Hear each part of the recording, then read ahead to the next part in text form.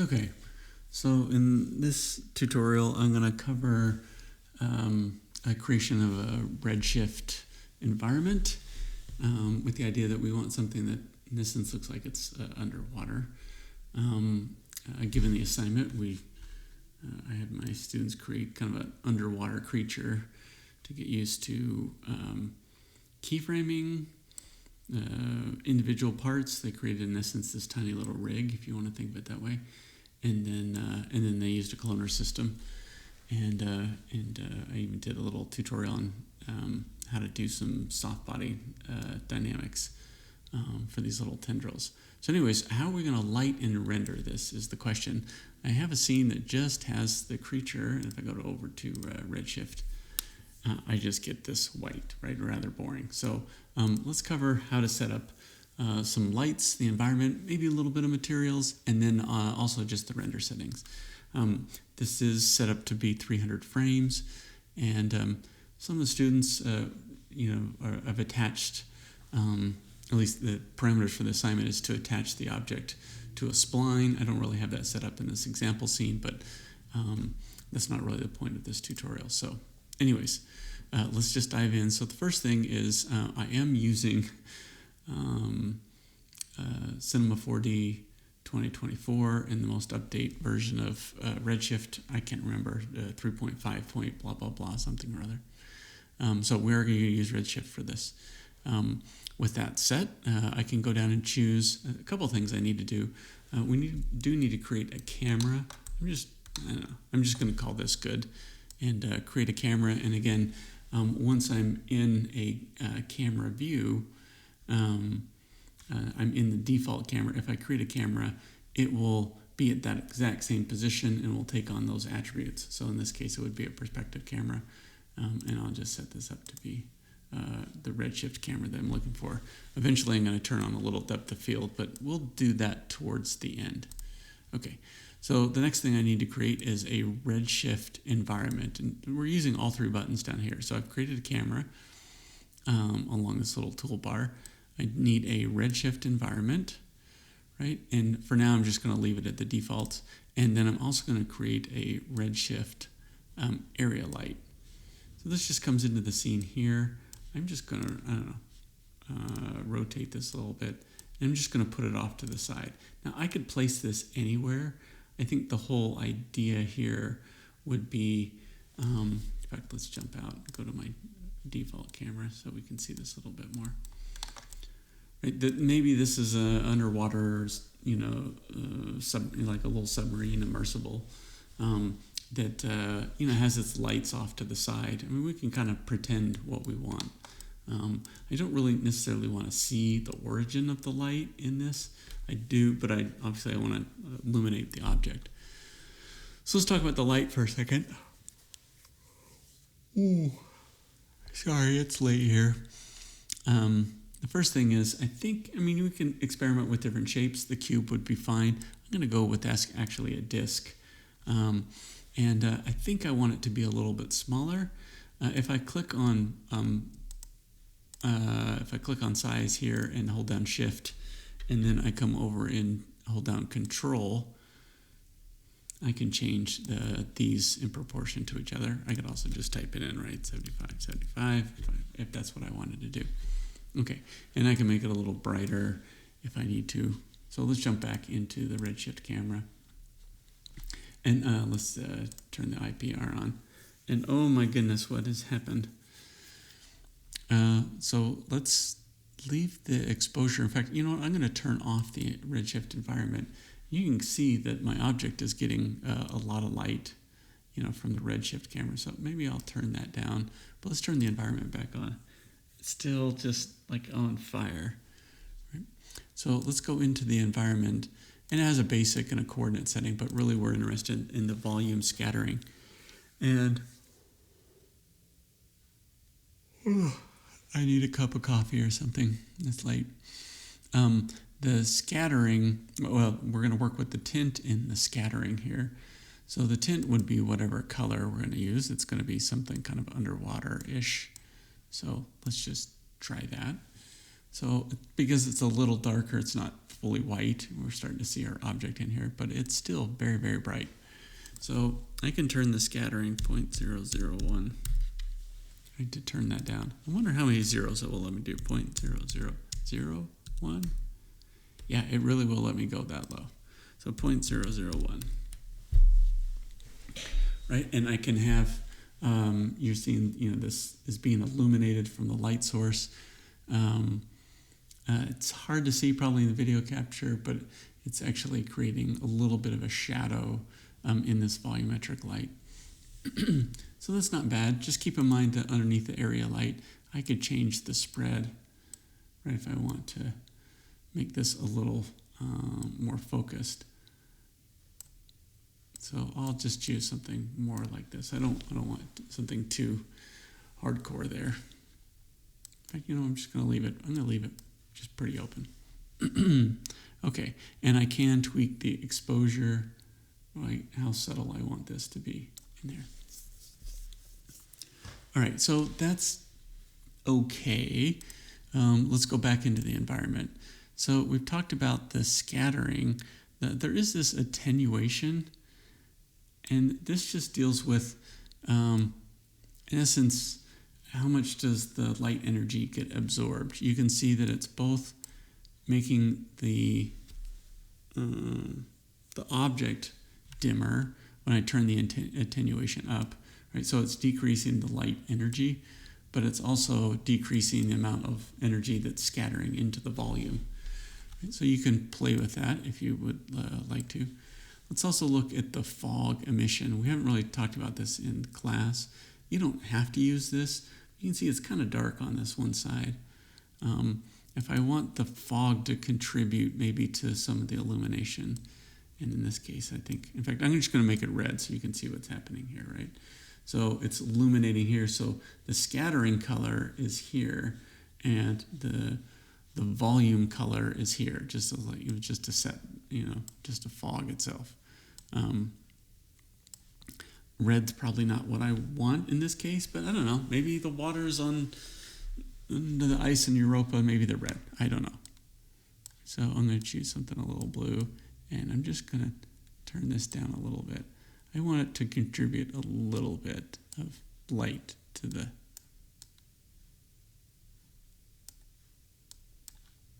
Okay.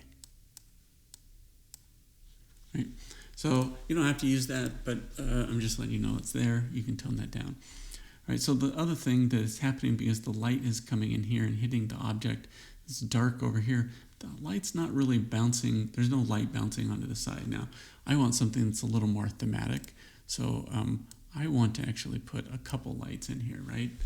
And I strongly advise that you do so. So I'm just going to call this main, just so I can keep it straight. And I'll duplicate this other light. And I'm going to jump out of my little view here. And at this point, I'm going to take the other main light over here.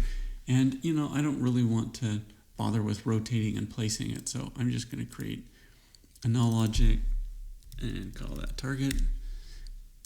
I'll click on this, and this one's going to be main area light rim. Right? So what I wanted to do is light up this other side.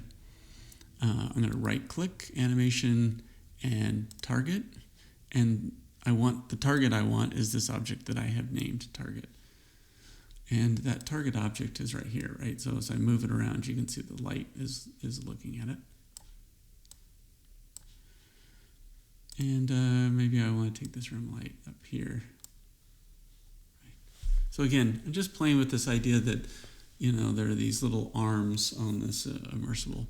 The other thing too, just because I want to, I'm going to change this from color to temperature and make this light that's up above a little warmer, right? So you can see the warm cast that's on here. It actually makes this a little green because the yellow is mixing with the orange is mixing with the blue to give me kind of a greenish color. Okay, that's fine. Let's go back into the camera. So this is looking pretty good. It's lighting up my object. Maybe I will take the rim light and turn that down just a little bit. I don't want too much. Of course, I might tweak this here in a second if I want to after I put on a material, which I'm going to do. Okay. The other thing too, let's turn the IPR off for a second. I have cached the simulation here, right? So I can scrub through. I will say version 24 is the buggiest version I've seen of Cinema 4D ever. I mean, there were things, every software crashes every once in a while, but man, this thing's a little temperamental. So be careful with the cache if you're using that. So all right, so let's see where we can get a frame I kind of like here. I like that. I remember that 224. All right, let's turn the IPR back on. So this is okay, right? It's it's white, but we want to do something different. So let's create a material. Oh, there's the one I'm going to create. Let's do it now. I'm going to hold down the left mouse button, and I am going to go to materials, and I want standard. Just curious if you do new standard material. That's not what we want. I want materials standard. So this is the Redshift standard. And I'm just going to drag and drop that onto my all creature. So all this is lit up. And I'll turn that render so I can make changes here. So I'm going to leave the color where it's at. I'm going to just basically turn down and make it so it just has a little bit of reflections. I don't really need that much as far as reflections because there's not much of environment for it to reflect. And I'll turn up the roughness just a little bit so the little highlights from the lights are a little softer. Okay, I can also turn up the roughness if I would like. And let's give it a color, right? Let's make this, I don't know, what sounds good? Let's go with this kind of greenish, which I don't really want to be green against the blue, but you'll see here in a second. So I'll call that good. All right, so I'm not gonna mess with this other stuff. I'm gonna leave the base where it's at. And I am gonna show, just because I like to, I'm gonna add some subsurface. So this is like something that's waxy, something that's like your ear, kind of, there's like a translucence to it. That's not quite the right word, but you get the idea. Like just the light can pass through it. So it's the whole idea that light goes into the object itself and bounces around and picks up other colors. So first thing is I'm going to choose a color, and just so I can see it really well, I'm going to choose something that is clearly not green. And I'm going to turn the weight up on this, and I'm going to make it 0.5. Because what I want is to blend a little bit, at least this is what I want to do. I want to blend the color between this and this. So I want some diffuse, and I want some subsurface scatter.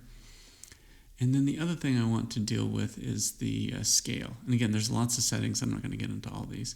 The scale just means how much does the light penetrate and bounce around in that. So let's just try 0.1. Not much of an effect. Let's try 150. Right, you can see the light is moving right through, and we're getting a lot of the base color. So let's try 50.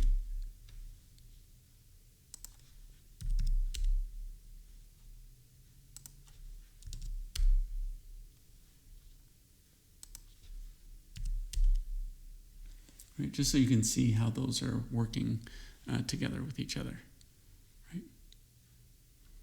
So that looks pretty good to me. And again, you can change these colors. Maybe I want to blend a little bit of this yellowish green. Oh, I'm going to definitely turn up the brightness and the saturation of this. Right, so you can see these things are working together.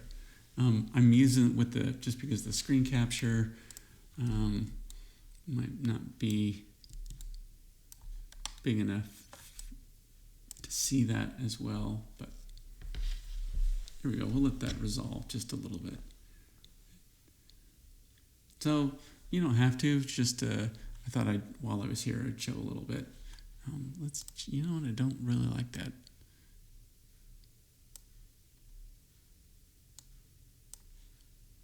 Okay, and let's make this a little more.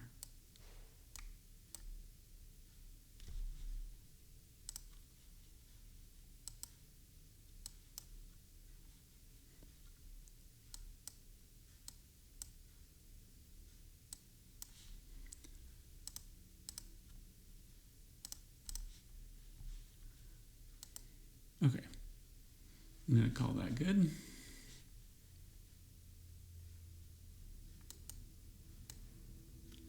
I'm going to tweak the weight just a little bit more. All right, let's go back into my Redshift camera. All right, so I like what's happening there. In fact, so I get a better look at this, I'm going to do, sorry, I'm going to go up off my little screen capture here to where the Redshift window is, and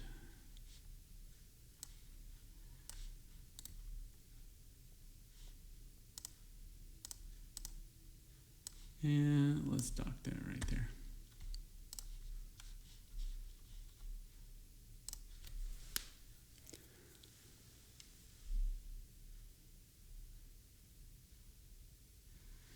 So let's do a final quality render, right? So you can see it's got some nice things going on. I just like the subtle shading that happens in between these when I use subsurface. It just has a softer feel to it. That's nice. Okay, so I've got two lights in here. I've got this in here. Okay, next thing, let's go back to the idea that, well, that's interesting. It didn't update with the right frame.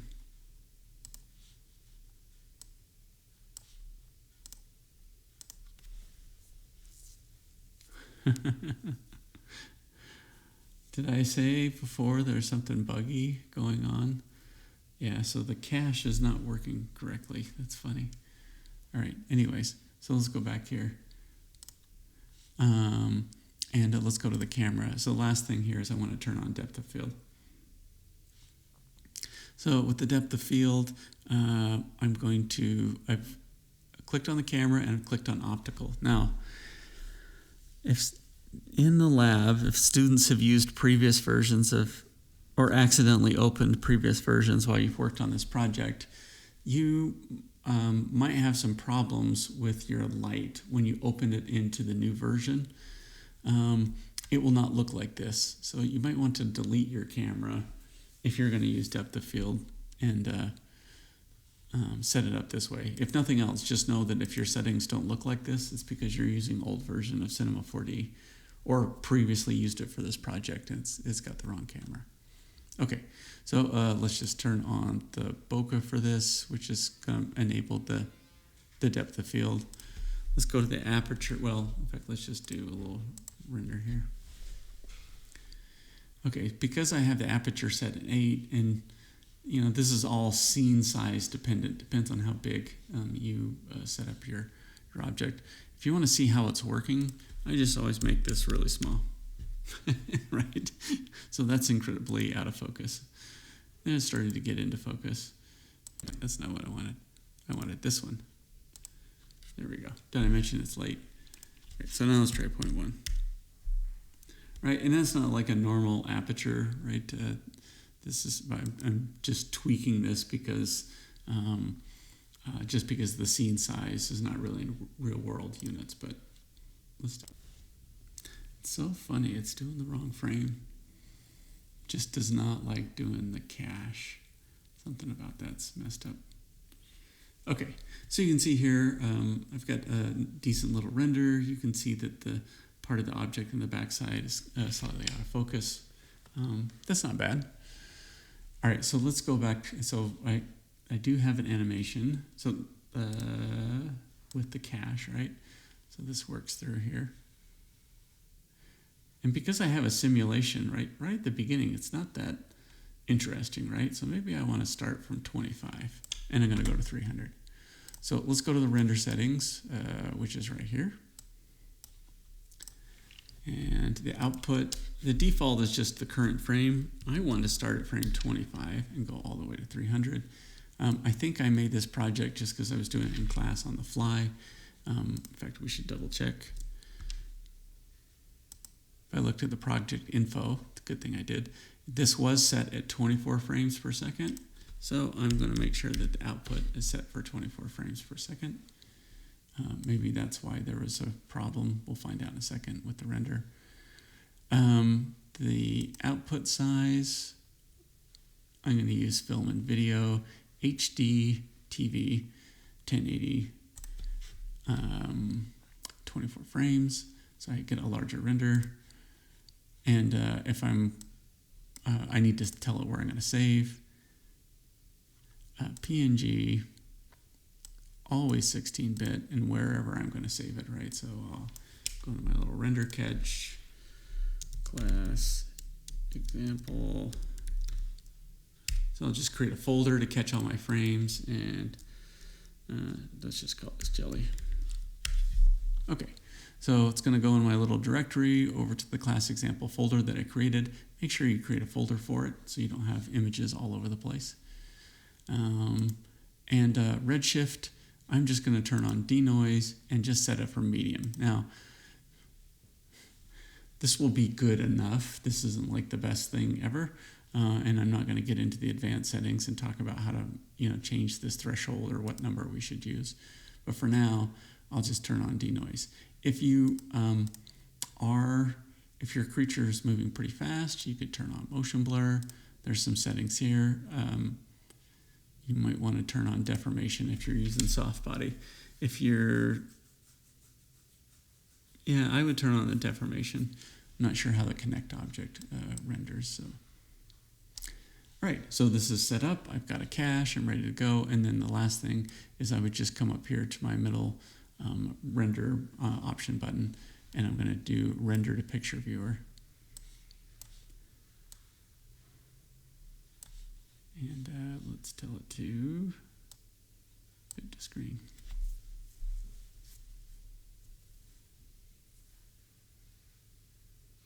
And it's just going to go about rendering frames.